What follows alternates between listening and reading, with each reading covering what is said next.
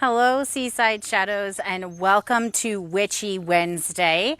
As you may be aware, we are on our new limited virtual segment where we're doing just one a week, which means you'll get about one Witchy Wednesday a month. And this is my first one in a few weeks. As you saw in some of the bonus segments, I was out of town, but I'm very happy to be back on this Witchy Wednesday. And one of the things that inspired me for today's Witchy Wednesday was me being in warmer areas in direct sunlight. And as a redhead, that's already not my favorite thing. You may notice in a lot of summer segments during the day, I wear a big floppy hat. I've got my 100 SPF on, but yet it is still possible for me to get a sunburn. And I know that there are other people out there that are like me. You may get a sunburn no matter what you do to protect yourself. It can be in the winter.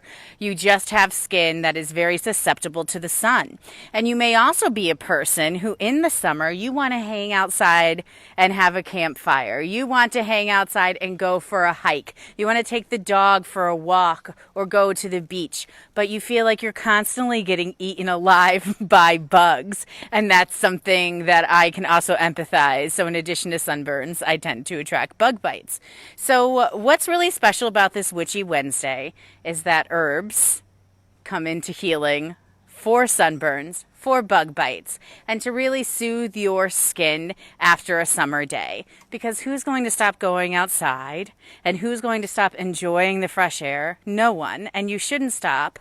But there are ways to make sure that your skin is healed. So we're going to make something really, really neat today. And first I'm going to start making it, and then as it's sort of steeping for a few moments, I will talk to you about the particular herbs that we're using. So we're making an after sun skin spray, and this will be stored in your refrigerator when all is said and done. Now there's different recipes for after sun skin spray, but all of them have chamomile. And chamomile is going to be one of the main ingredients in the tea that we're brewing to make this skin spray. And one of the other things is something you're familiar with that you may be using to help yourself already, and that is aloe vera. And then, of course, my favorite anti-inflammatory lavender. So the first thing we're going to do, you can take a little look. I mixed in some fresh lavender with some chamomile. And you can grow chamomile. You can get just chamomile tea leaves. You can grow lavender. Same. You can get a lavender tea. And I'm just going to put this in my teapot here. Very old style, very Celtic. As you have figured out by now, I am a Celtic witch of sorts. And I'm just going to make sure that there's some water in there for it to steep. And so while that's working on that for a little bit, I'm getting it on my lovely tablecloth. But water doesn't hurt anybody. Oh, it already smells so good. That's the one thing I always wish in video segments is that you could smell what I'm smelling with these herbs, like this peaceful, calming, beautiful aroma.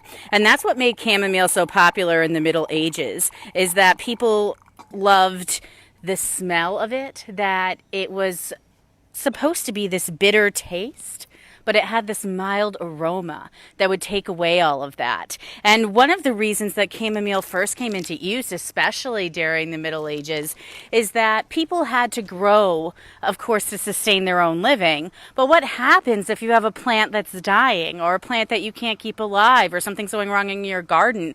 Chamomile was actually known to bring healing properties back to those plants and could revive them back to life. So that was a really handy thing that you wanted to make sure you had around.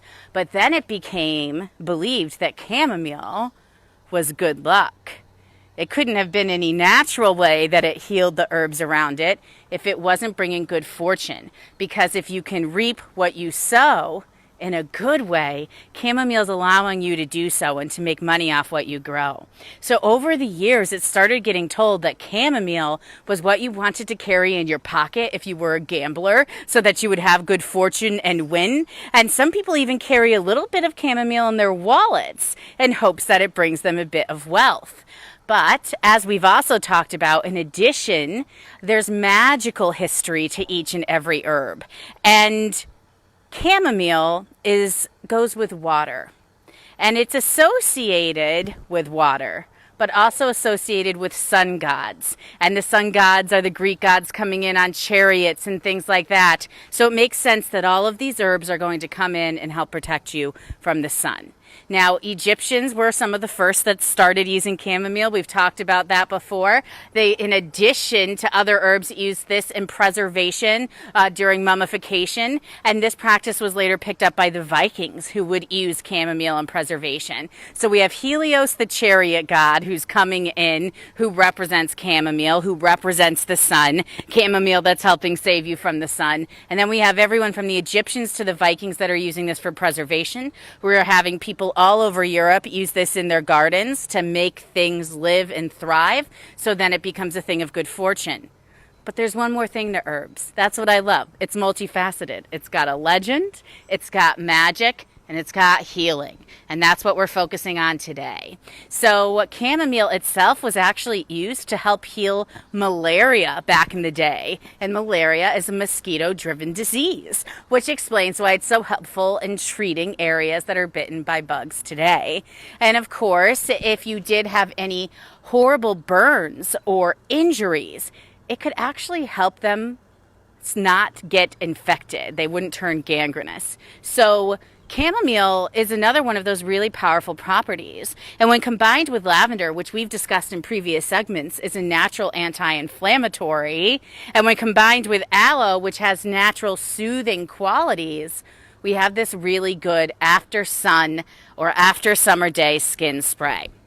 So while this is steeping, I'm going to talk to you a bit about what we use. So we had the chamomile tea and the lavender. You can decide how strong you want your tea mix. If you're not going to be drinking it, I always say go a little bit heavier on the strong side so you get the full herbal feeling in your tincture.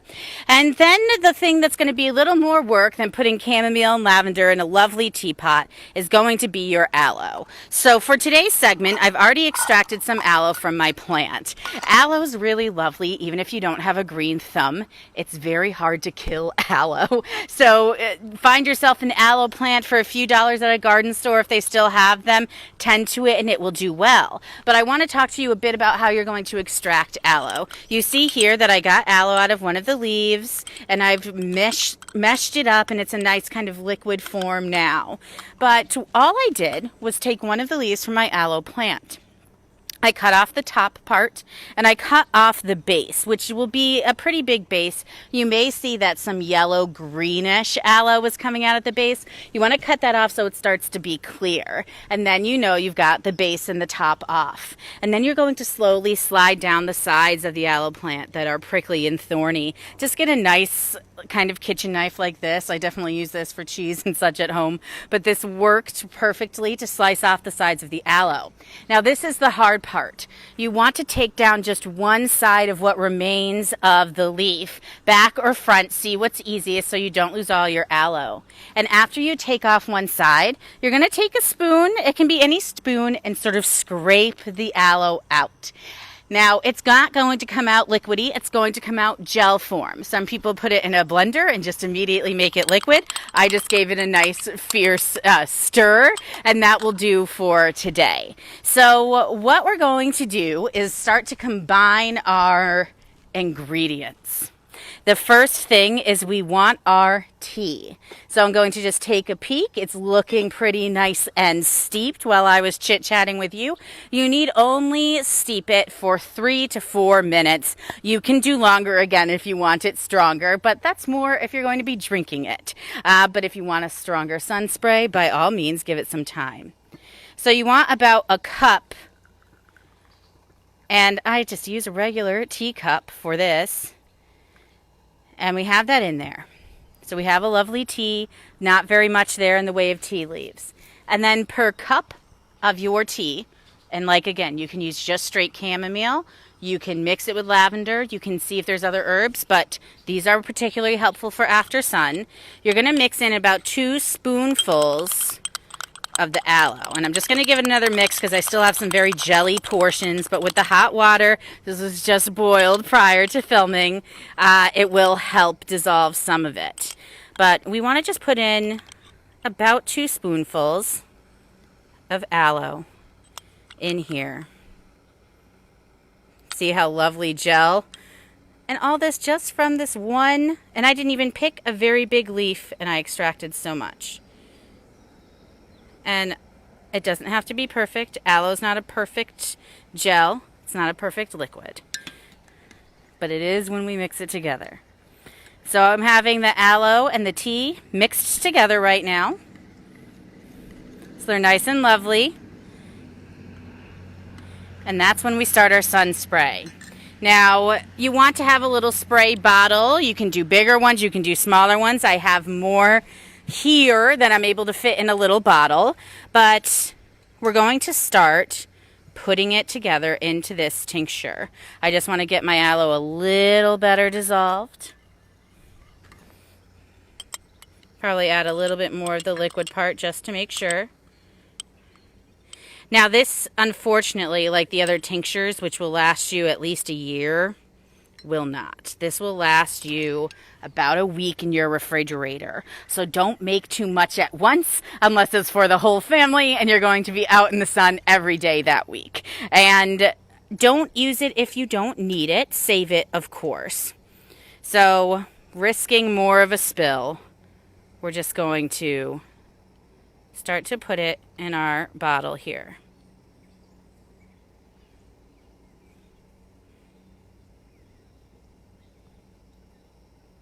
I'm losing some to my tablecloth, but that's okay.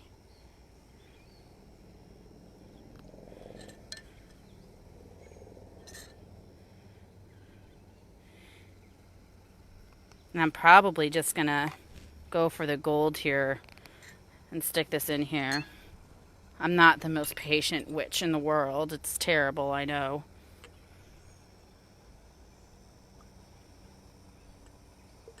But that way I can assure that aloe's getting in. I have plenty more tea.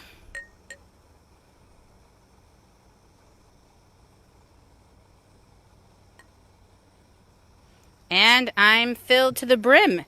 So 1 cup filled about one of those, but take into account my spillage. And that's absolutely okay. Again, nobody's perfect. I'm going to take just a little bit off the top there. Then we have our lovely sun spray. It's still warm, but this is immediately going to go into the refrigerator. And then if I have a sunburn or a bug bite or I need something soothing, I have my After Sun skin spray. So we'll make sure that we have these available for you in our Seaside Shadows Magic store. But because they only store for a week, this will be one of the exclusive Connecticut people can come and pick it up from us upon order. And we'll make it special, and we'll always keep 1 or 2 each week because I'm a resident redhead, to make sure we have them on stock. But you can come and pick this up from us and we'll have that available. Now, what we do have finally, and I'm so excited about it, our new Seaside Shadows website. And on seasideshadows.com, you'll see at the top a menu. And at the right-hand side of the menu, it will say Seaside Shadows Magic Store. And we are now selling the tinctures that we've been creating on Witchy Wednesdays in our store. So you can purchase yourself the Isis Healing Brew for any sort of congestion, lavender water for any sort of inflammation, and rosemary water for any aches and pains. And you may remember that right before I went away, we had the Artemisia elixir that's for cramps and cycle regulation for women. That is actually on its 4th week out of 6 of steeping. So you be sure to tune in for an update in a couple weeks, and that will be on the Seaside Shadows Magic Store as well. Now, a lot of the things we've used before are associated with the female side of magic. And after Andrew's Witchy Wednesday about male witches, I was very inspired to again work with an herb that's associated with masculine magic, and chamomile is just that. I, of course, did mix a little of the feminine magic in with it, and that is quite all right. So our After Sun skin spray is a nice mix, but it does honor masculine magic with the herb of chamomile. We also use full moon water as available. We have black salt at our store, and we do have this cauldron brew, which is used for special rituals. So summer solstice celebrations, as we get into harvest season, you may have a ritual at home that you'll want cauldron brew for. So we'll have all of that online.